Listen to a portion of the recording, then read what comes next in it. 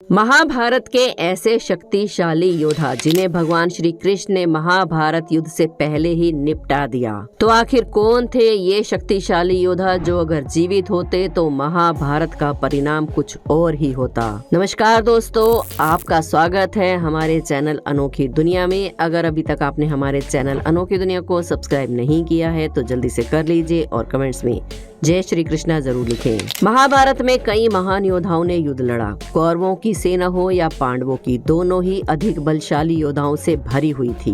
लेकिन कौरवों की ओर से लड़ने वाले कुछ ऐसे महान योद्धा थे जिन्हें महाभारत के युद्ध से पहले ही भगवान श्री कृष्ण ने निपटा दिया था, यानी कि उनका वध कर दिया था। सोचिए, अगर उन्होंने महाभारत के युद्ध में हिस्सा लिया होता तो आज परिणाम कुछ और ही होता। तो चलिए जानते हैं कौन थे वो शक्तिशाली योद्धा। सबसे पहले भगवान श्री कृष्ण के मामा यानी कि कंस।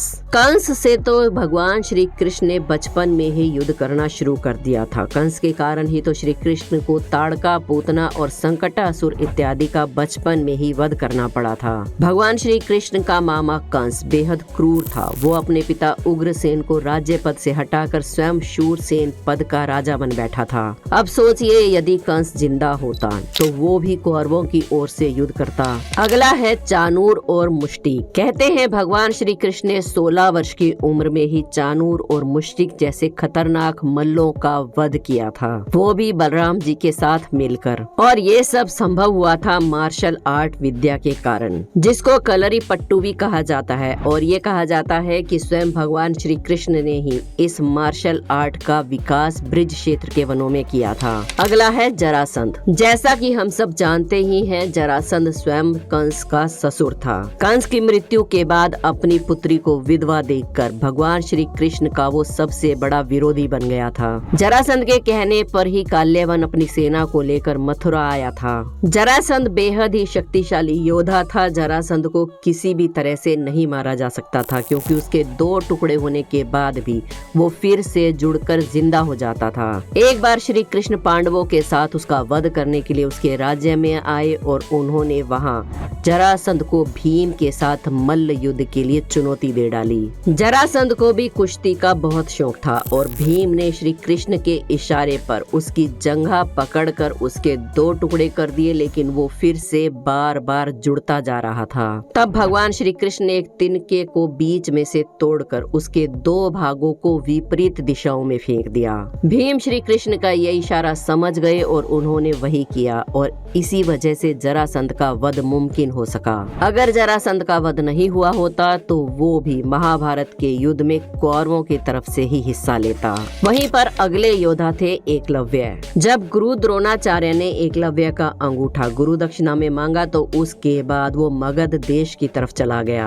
कहते हैं एकलव्य जरासंध के सेनापति का पुत्र था और बाद में उसने जरासंध के साथ मिलकर मथुरा नगरी पर कई बार आक्रमण किया। यहाँ हम आपको एक बात बता दें कि जब गुरु द्रोणाचार्य ने एकलव्य का अंगूठा गुरु दक्षिणा में मांगा था, तब उन्हें पता था कि ये मगध नरेश के सेनापति का पुत्र है और एक दिन पांडवों के खिलाफ ही ये युद्ध लड़ेगा। इसीलिए हस्तिनापुर के प्रति अपनी निष्ठा के कारण ही उन्हें उसका अंगूठा गुरु दक्षिणा में मांगना पड़ा था, जिसका लांछन उन्हें आज तक भुगतना पड़ रहा है। आज भी गुरु द्रोणाचार्य को एक अच्छे गुरु के रूप में नहीं देखा जाता। जब एकलव्य ने काल्यवान के साथ मिलकर जरासंध की तरफ से कई बार मथुरा पर आक्रमण किया तो भगवान स्वयं श्री कृष्ण को एकलव्य का वध करना पड़ा। अगला है काल्यवन। पुराणों के अनुसार जरासंध ने 18 बार मथुरा पर चढ़ाई की थी और 17 बार वो असफल रहा था।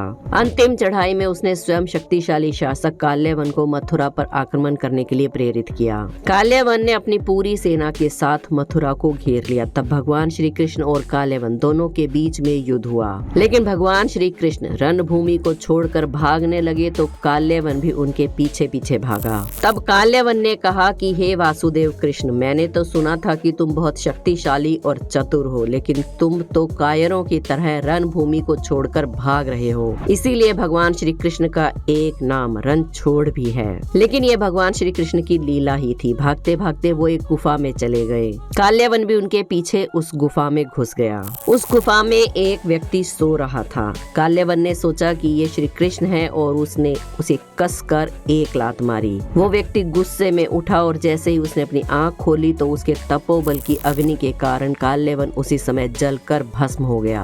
वो साधु कोई और नहीं बल्कि इक्ष्वाकु वंशी महाराजा मगधाता के पुत्र मुचुकुंद थे, जो बेहद तपस्वी और प्रतापी थे और उन्हीं के कारण काल्यावन की मृत्यु हो पाई। अगर काल्यावन जिंदा रहता तो वो महाभारत के युद्ध में कौरवों का ही साथ देता। अगला है पौंड्रिक। चुनार देश का प्राचीन नाम करूप देश था और वहाँ का राजा था पौंड्रिक। कहते हैं पौंड्रिक के पिता का नाम वासुदेव था, इसलिए वो खुद को वासुदेव पुत्र कहता था। वो खुद को भगवान श्री कृष्ण समझता था और श्री कृष्ण को एक नकली इंसान कहता था।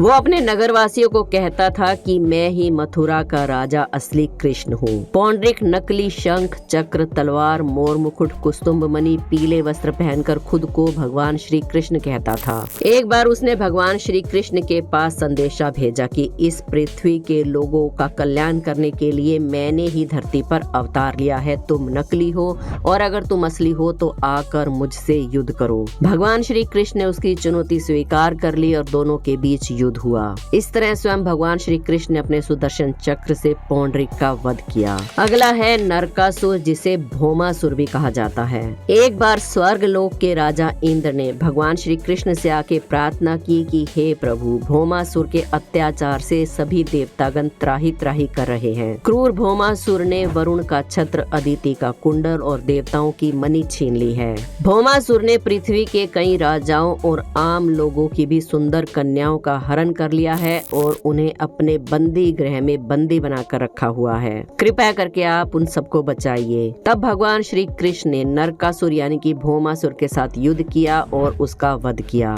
और नरकासुर ने जो 16,108 राजकुमारियों को बंदी बनाकर रखा था, अब वो राजकुमारियां आत्महत्या करने पर तुली थी क्योंकि समाज उन्हें स्वीकार करने को तैयार नहीं था। तब भगवान श्री कृष्ण ने उन्हें अपना नाम दिया और उन सबसे विवाह किया। इस तरह भगवान श्री कृष्ण ने नरकासुर का भी अंत किया। अगला है शिशुपाल। शिशुपाल भगवान श्री कृष्ण की बुआ का लड़का था। वो बार बार भगवान श्री कृष्ण का अपमान करता था और भगवान श्री कृष्ण गुस्से में उसका वध न कर दें, इसलिए उसकी बुआ ने भगवान श्री कृष्ण से प्रण लिया था कि वो उसे क्षमा कर देंगे।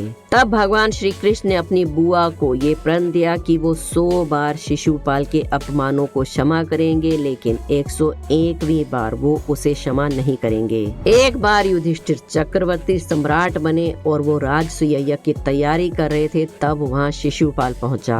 उस सभा में श्री कृष्ण को देखकर शिशुपाल ईर्ष्या से जलने लगा और वो श्री कृष्ण को अभद्र वचन बोलने लगा। लेकिन अपनी बुआ के वचन के कारण भगवान श्री कृष्ण 100 अपराधों तक चुप रहे। लेकिन जैसे ही उसके 100 अपराध पूरे हुए, भगवान श्री कृष्ण ने अपने सुदर्शन चक्र की सहायता से उसका मस्तक धड़ से अलग कर दिया। इस तरह भगवान श्री कृष्ण ने महाभारत के युद्ध से पहले ही बहुत से योद्धाओं का वध कर दिया था, क्योंकि भगवान श्री कृष्ण ये पहले ही जानते थे कि अगर ये सभी योद्धा भी युद्ध में हिस्सा लेंगे तो बहुत ज्यादा रक्तपात होगा। तो दोस्तों, आज की वीडियो की जानकारी आपको कैसी लगी हमें कमेंट्स में जरूर बताएं। वीडियो पसंद आई हो तो एक लाइक जरूर करें। हमारे चैनल अनोखी दुनिया को सब्सक्राइब करके बेल आइकन को प्रेस करना ना भूलें। कमेंट्स में जय श्री कृष्णा जरूर लिखें। कल फिर मिलेंगे एक और वीडियो में। जय श्री कृष्णा।